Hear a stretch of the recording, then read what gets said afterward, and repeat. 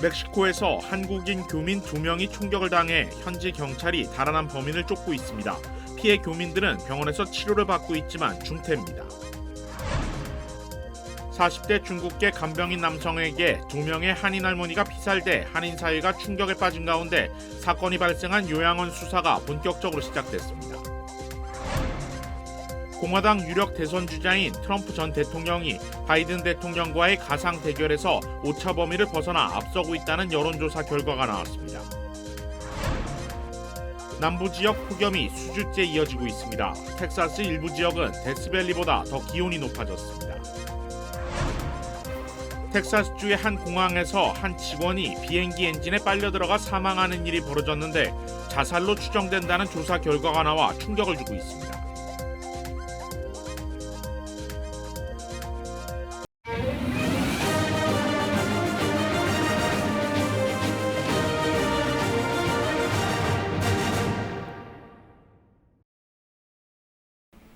시청자 여러분 안녕하십니까? KBS 아메리카 뉴스입니다. 한국인 교민 2명이 멕시코에서 총격을 당해 현지 경찰이 달아난 범인을 쫓고 있습니다. 피해 교민들은 병원에서 치료를 받고 있지만 중태입니다. 보도에 이영현 기자입니다. 현지 시각 26일 오후 5시쯤 멕시코 중부도시 톨루카에서 한국인 교민 2명이 총에 맞았습니다. 피해자들은 시내 은행 앞 거리에서 총격범에 당한 것으로 추정된다고 주 멕시코 한국 대사관 측이 밝혔습니다. 피해자들은 모두 병원으로 옮겨져 치료를 받고 있으며 현재 위독한 상태로 알려졌습니다.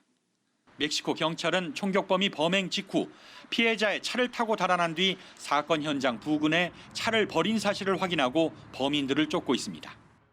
지금 용의자들이 저희 국민이 가지고 있던 차량을 훔쳐서 도망을 갔고 인근 장소에서 차량을 버리고 도주를 했습니다. 현지 경찰이 그 차량을 확인을 해서 지금 감식 중에 있고요. 현지 언론은 목격자를 인용해 용의자는 모두 4명이며 이들 가운데 2명이 범행을 저지른 뒤 피해자들을 거리에 버려두고 차까지 훔쳐 달아났다고 전했습니다.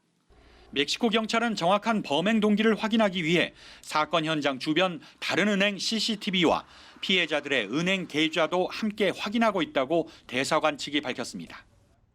은행에서 업무를 보고 나오시다가 변을 당한 게 아닌지 확인하기 위해서 주변에 있는 은행 CCTV 전체 확인하고 있고요.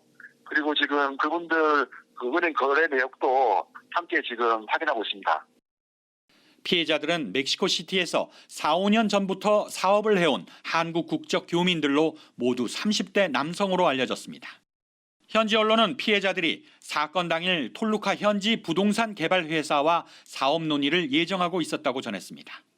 주 멕시코 한국 대사관은 주재국 경찰에 신속한 범인 검거를 요청했으며 한국에 있는 피해자 가족들에게 필요한 지원을 제공하고 있다고 밝혔습니다. 로스앤젤레스에서 KBS 뉴스 이영현입니다. 한인 할머니가 숨진 채 발견된 요양원에 대한 수사가 시작됐습니다. 수사는 부실 운영에 초점이 맞춰질 것으로 보입니다. 윤범수 기자입니다. 지난해 캘리포니아주 사회보장국이 요양원 해피홈케어를 상대로 실시한 시설평가 결과서입니다.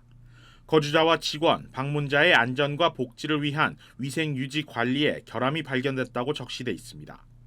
또 게이트 바깥으로 잠겨있는 숫자 자물쇠도 문제로 지적됐습니다. 요양원은 앞서 2020년에도 직원이 환자들을 제때 치료하지 못했고 처방된 약을 제공하지 않았으며 의사의 지시를 따르지 않았던 것으로 확인됐습니다. 그리고 토요일 2명의 한인 할머니가 숨진 채 발견되면서 캘리포니아주 정부 당국이 요양원을 상대로 조사에 착수했습니다. 사회보장국 제이슨 몬티엘 대변인은 현재 조사가 진행 중이며 결과가 나올 때까지는 자세한 내용을 공개할 수 없다고 밝혔습니다. 핵심은 앞선 위반 사례들을 토대로 요양원의 환자 치료와 관리, 운영에 부실한 점이 없었는지에 초점이 맞춰질 것으로 보입니다. 환자들의 건강이 위험할 정도로 열악한 환경에 있지 않았는지, 실내 위생 점검과 불법 개조 여부도 조사 대상입니다. 요양원은 방 4개, 화장실 2개 구조의 2인 1실로 알려졌는데 숨진 할머니들도 한 방에 있었습니다. 또 숨진 모니카 이 할머니는 거동이 불편하고 약간의 치매 증상도 있는 것으로 전해졌습니다. 만일 그 용의자가 그전에도 문제가 있었는데 요양원 쪽에다가 불평을 했는데 요양원 쪽이 아무런 조치를 취하지 않았을 경우에는 요양원 쪽에서 책임이 있다고 보고 유족이 만약 요양원을 상대로 소송을 할 수 있는 그 경우가 되겠죠. 다만 아직까지 요양원의 책임 여부는 조사 결과와 함께 정확한 사인 또 용의자의 범행 동기가 나와야 알 수 있습니다. 경찰은 아직까지 할머니들의 시신에 외상이 있었는지 여부도 공개하지 않고 있습니다. 캘리포니아 사회보장국 역시 조사 기간 요양원은 정상 운영 중이며 현재 4명의 환자가 기거하고 있다고 덧붙였습니다. KBS 뉴스 윤범수입니다. CNN이 트럼프 전 대통령의 기밀 문건 유출 혐의를 뒷받침하는 증거를 확보해 공개했습니다. KBTV 강정민 기자입니다.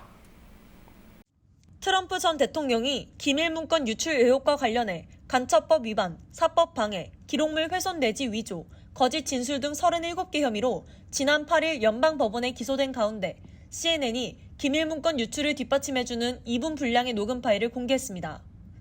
녹음 파일은 트럼프 전 대통령이 이란에 대한 잠재적 공격 내용이 담긴 국방부 기밀 문건을 들고 있는 것을 인정하는 2021년 대화 내용으로 트럼프 전 대통령은 이란 공격에 대한 이야기가 나오자 이것들이 그 문건이라고 말했고 여러 장의 종이를 넘기는 듯한 소리도 함께 들렸습니다. He said that I wanted to attack Iran. Isn't it amazing? I have a big pile of papers. This thing just came up. Look. 트럼프 전 대통령은 또 이것은 군에 의해 만들어져 나에게 전달됐다며 대통령으로서 이것에 대한 기밀을 해제할 수 있었지만 알다시피 지금은 아니다. 이것은 여전히 기밀이라고 말했습니다. 이어서 트럼프 전 대통령은 참석자들에게 흥미롭지 않느냐고 되묻기도 했습니다. You did. This was done by the military, given to me. I think we can probably, right? I don't know. We'll have to see. Yeah, we'll have to try to Declassify. figure out a yeah. See, as president, I could have declassified Yeah. it. Now I can't, but this is Yeah, classified. now we have a problem. Isn't that interesting? 이 대화는 트럼프 전 대통령이 퇴임 후인 2021년 7월 자신의 배드민스터 리조트에서 마크 매도우 전 비서실장에 대한 회고록 관련 인터뷰를 진행하는 과정에서 녹음된 것입니다. 공소장에는 이 자리에서 작가와 출판사 관계자, 자신의 참모 등 참석자들에게 이란 공격과 관련한 기밀 문건을 보여줬다는 내용이 포함되어 있다고 CNN은 전했습니다. CNN은 이번 영상이 혐의를 부인해온 트럼프 전 대통령의 주장과 충돌한다고 지적했습니다. 트럼프 전 대통령은 앞서 폭스뉴스와의 인터뷰에서 기밀 문건은 없었다며 신문 뉴스와 잡지, 기사 등이었다고 주장했고 법정의 혐의 입무 절차에서도 무죄를 주장했습니다. KBTV 뉴스 강정민입니다. 여론조사를 기반으로 한 가상 대결에서 트럼프 전 대통령이 오차 범위를 벗어나 바이든 대통령을 앞서고 있다는 결과가 나왔습니다. 여론조사 업체 모닝컨설트가 조사한 결과 트럼프 전 대통령은 바이든 대통령과의 가상 대결에서 44%의 지지율을 얻어 바이든 대통령의 41%를 3%포인트 차이로 앞섰습니다. 오차 범위가 플러스 마이너스 1%포인트인 것을 감안하면 트럼프 전 대통령의 지지율이 탄탄하다는 것을 말하는데 각종 사법 논란 속에서도 높은 지지층을 형성하고 있다는 것으로 풀이됩니다. 트럼프 전 대통령이 오차 범위 밖에서 바이든 대통령을 뛰어넘은 것은 이번이 처음입니다. 이런 가운데 공화당 경선 주자인 트럼프 전 대통령과 디센티스 주지사는 뉴햄프셔를 방문해 신경전을 벌이고 있습니다. 트럼프 전 대통령은 디센티스 주지사가 연방 지출 삭감을 이유로 사회보장연금을 삭감하는 것을 지지했다고 비판했고 디센티스 주지사는 트럼프 전 대통령이 마무리하지 못한 국경장벽을 반드시 세울 것이라고 강조했습니다. 바이든 대통령의 러닝메이트인 해리스 부통령의 인기가 추락하고 있는 것으로 집계됐습니다. 인터넷 매체 악시오스가 NBC 뉴스의 여론조사를 인용해 발표한 자료에 따르면 해리스 부통령의 호감도는 32%, 비호감도는 49%로 집계됐습니다. 호감도에서 비호감도를 제한 순수 호감도는 마이너스 17%포인트로 NBC가 조사를 시작한 이래 최저치로 나타났습니다. 해리스 부통령의 호감도 조사는 내년 대선의 중요한 잣대로 평가됩니다. 내년 재선에 도전하는 바이든 대통령이 해리스 부통령과 함께 출마할 것임을 공식화했기 때문입니다. 이번 조사에서 바이든 대통령의 국정 운영을 신뢰한다는 답변은 41.9%, 불신한다는 응답은 53.1%로 조사됐습니다. 이번 여론조사는 지난 16일부터 20일까지 등록 유권자 1,000명을 대상으로 진행됐습니다. 남부 지역을 중심으로 폭염이 이어지고 있습니다. 텍사스주의 일부 지역은 지구상에서 가장 더운 곳 중 하나인 캘리포니아주의 데스밸리보다 더 기온이 올랐다고 합니다. 김경일 기자입니다. 텍사스주 샌앤젤로 지방 기상청은 지난주 두 차례에 걸쳐 지역 관측 역대 최고 기온인 114도를 넘어섰다고 밝혔습니다. 기상청은 올해 6월 콘초밸리 지역의 경우 데스밸리보다 덥고 습도까지 높아 찜통더위가 이어지고 있다고 덧붙였습니다. 고온으로 텍사스주에서는 지난 23일 10대 소년과 소년을 구하려던 아버지가 숨지기도 했습니다. 텍사스주 오스틴에서는 지난 2주간 폭염 관련 응급 출동이 100여 건에 달하기도 했습니다. 기상청은 텍사스주의 열돔 현상은 연휴인 독립기념일까지 이어질 것으로 예측했습니다. 또 루이지애나와 미시시피, 엘라베마 등 동남부 지역으로 열돔 현상이 확산될 것으로 전망했습니다. 열돔 현상은 뜨거운 태양열을 품은 공기에 습도까지 더해지면서 찌는 듯한 더위를 말합니다. 폭염 영향을 받는 지역 주민들은 4,500만 명에 달합니다. 기상청은 현재 낮 기온 92도인 남가주 지역도 다음 주는 96도로 오를 것으로 전망했습니다. LA수도 전력국도 기상이변을 대비해 오늘 전력 사용이 급격히 늘어날 경우 전력 공급을 중단하는 안에 대해 논의했습니다. 전력 공급 중단 조치 기준은 100도 이상일 경우 제한적으로 전력 공급을 중단하는데 새로운 안은 100도라는 기준을 생략하고 중대한 변화로 변경돼 수도 전력국의 판단으로 전력 공급이 중단될 수 있어 논란이 예상되고 있습니다. KBS 뉴스 김경일입니다. 공항 활주로 근무자가 항공기 엔진에 빨려 들어가 결국 사망했습니다. KBTV 김은지 기자입니다. 사건은 23일 오후 10시 30분경 로스앤젤레스에서 출발해 샌안토니오 공항에 도착한 델타 항공 비행기가 착륙 후 도착 게이트로 이동하는 도중 발생했습니다. 카운티 검시관은 어제 해당 근로자의 신원을 공항 지상에서 항공기 진입로 관련 업무를 맡고 있는 27세 데이비드 레너로 확인했고 사인은 날카로운 힘과 둔기에 의한 부상이었으며 검시관은 레너의 몸에 남은 상처를 보고 자살로 판단했습니다. 미 연방항공청과 미 연방교통안전위원회의 자체 조사 결과 레너가 해당 비행기의 작동 중인 엔진 앞에 의도적으로 발을 디딘 것으로 추정됐고 해당 비행기의 운항 과정이나 공항 운영상으로는 안전 문제가 확인되지 않아 부검 결과에 따라 추가적인 조사 없이 사건을 종결한다고 결정했습니다. 이에 지역 경찰은 자체적으로 추가 조사에 나설 방침입니다. 해당 사건을 두고 누리꾼들은 다양한 반응을 보이고 있습니다. 한 누리꾼은 50년 동안 소방관으로 일하며 많은 자살 사건을 목격했다. 그들이 자살을 택한 원인은 전부 다 달랐다. 이 사람의 심정을 다 헤아리기는 어려울 것이라는 의견을 밝혔습니다. 또 다른 누리꾼은 그가 작성한 유서나 비행기에 직접 뛰어들었다는 목격이 나오기까지 믿기 어려운 일이다. 엔진은 지상보다 높이 위치하지 않나라며 부검 결과에 의심을 품기도 했습니다.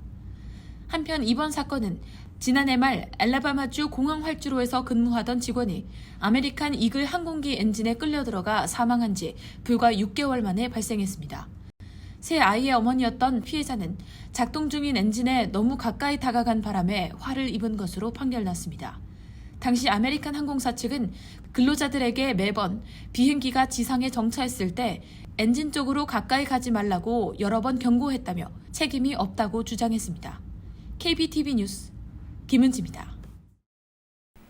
LA 한인타운 일대 편의점에서 연쇄 강도 사건이 벌어졌습니다. 모두 5곳이 피해를 봤는데 동일범의 소행으로 추정됩니다. LA 경찰국은 지난 23일 오후 9시부터 자정까지 헐리우드와 행콕파크 등 LA 한인타운과 인접한 5곳의 세븐일레븐 편의점이 강도 피해를 입었다고 밝혔습니다. 경찰에 따르면 이번 사건의 용의자는 2명의 남성입니다. 권총을 휴대한 용의자들은 직원에게 총구를 겨눈 뒤 금전출납기에 있는 현금과 가판대에 진열된 담배를 털어 도주했습니다. 경찰은 피해업소 5곳이 모두 동일한 수법으로 강도 피해를 입었기 때문에 피해업소들 모두 동일범에게 당한 것으로 추정된다고 밝혔습니다. 그러면서 이들이 다른 편의점을 대상으로 유사한 범행을 일으킬 수 있다며 업주들에게 주의를 당부했습니다. 경찰은 업소 내외부에 비치된 CCTV 자료를 확보해 도주한 용의자들을 추적하고 있습니다.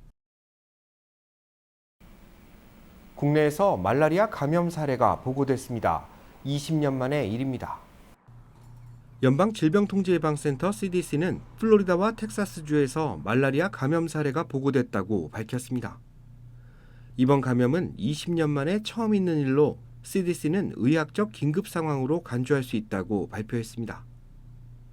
말라리아는 모기를 매개체로 전염되는 기생충병의 일종으로 발병 시 발열과 오한, 근육통과 설사에 시달리게 됩니다. 치료를 받지 못할 경우 혼수 상태와 같은 치명적인 손상을 가져올 수 있는데 전 세계에서 말라리아로 사망하는 사람은 매년 40만 명에 달합니다. 여학생에게 치마를 강제로 입게 하는 것은 법에 위배된다는 대법원의 판결이 나왔습니다. 수정헌법상 평등권을 침해한다는 것이 이유입니다. 대법원은 노스캐롤라이나주에 소재한 공립교육기관 차터데이 스쿨이 제기한 상고를 기각하며 해당 학교의 복장 규정을 무효화한 원심을 유지한다고 밝혔습니다. 재판부는 차터데이 스쿨이 중요시하는 복장 규정은 성별에 따라 학생을 차별한 것으로 볼 수 있으며 이는 수정헌법 제14조에 명시된 평등권을 침해하는 행위라고 밝혔습니다. 이번 판결은 상고 심리 자체를 진행하지 않고 기각한다는 것으로 이 소송은 하급심인 연방항소법원의 판결로 종결됐습니다. 학교 측은 그동안 원고인 학부모들이 자녀의 학교를 선택한 만큼 교칙을 따라야 할 의무가 있기 때문에 소송 자체에 문제가 있다고 주장하며 맞서왔습니다. 전통적 가치를 지향하는 교육기관인 차터데이 스쿨은 그동안 남학생에게는 바지를, 여학생에게는 치마를 입도록 하는 복장 규정을 내세워왔습니다. 오렌지 카운티 플러튼시와 경기도 성남시가 오늘 자매도시 협약을 맺었습니다. 인적, 물적 교류를 확대해 두 도시 간 상생을 도모한다는 계획입니다.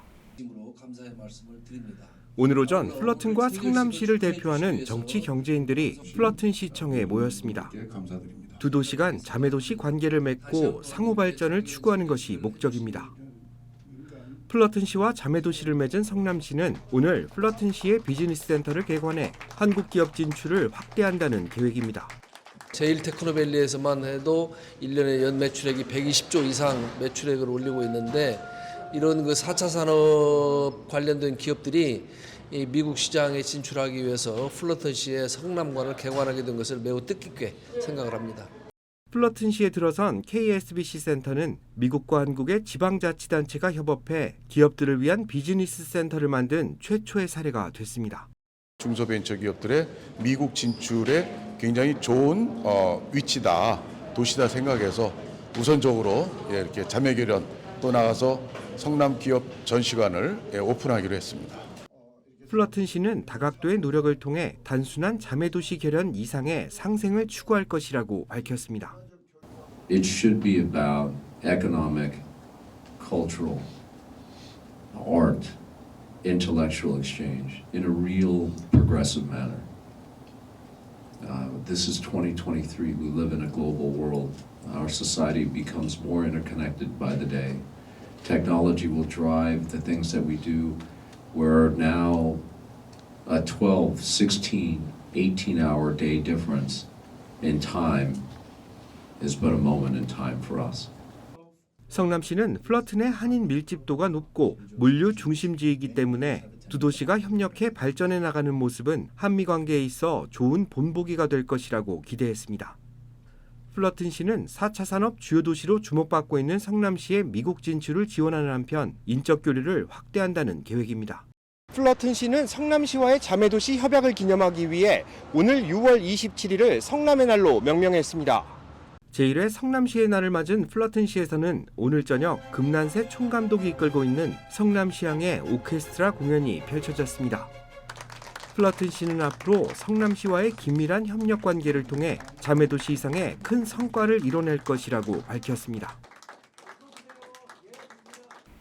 무장 반란을 일으켰다 하루 만에 철수를 선언한 프리고진이 벨라루스에 입국한 것으로 확인됐습니다.